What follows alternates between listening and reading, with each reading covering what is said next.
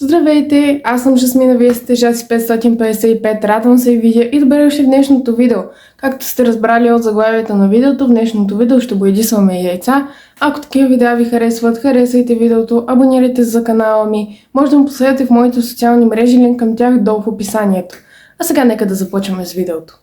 Така, вече сме у баба, ето е баба, и ще боядисваме яйца, само където трябва да ги изчакаме да се сварят, те са 30 на брой.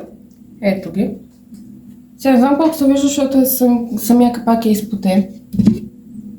Ето ги иначе.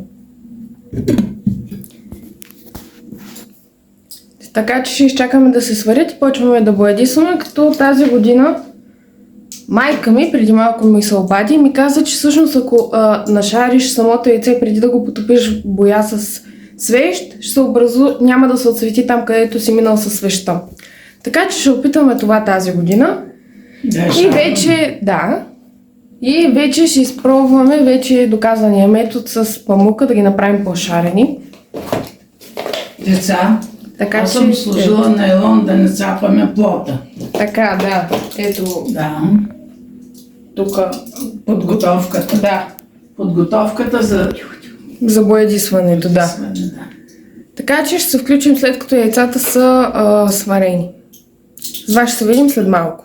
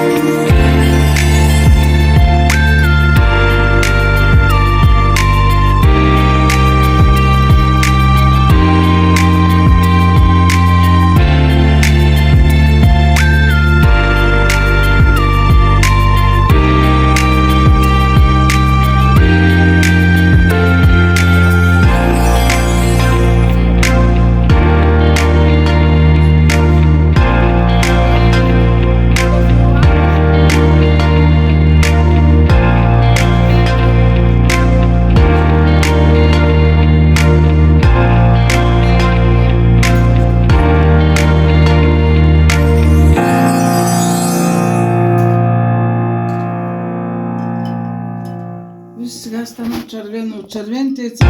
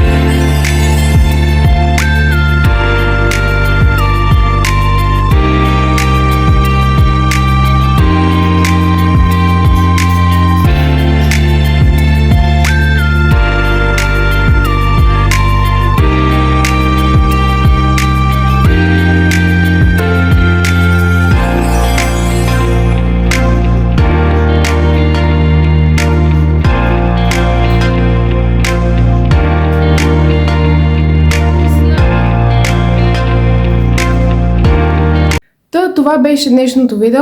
Аз бях Жасмина, вие бяхте Жаси 555 и ако такива видеа са ви харесали, харесайте видеото, абонирайте се за канала ми, може да ме последвате в моите социални мрежи, линк към тях долу в описанието. А сега чао и до следващия път. Чао!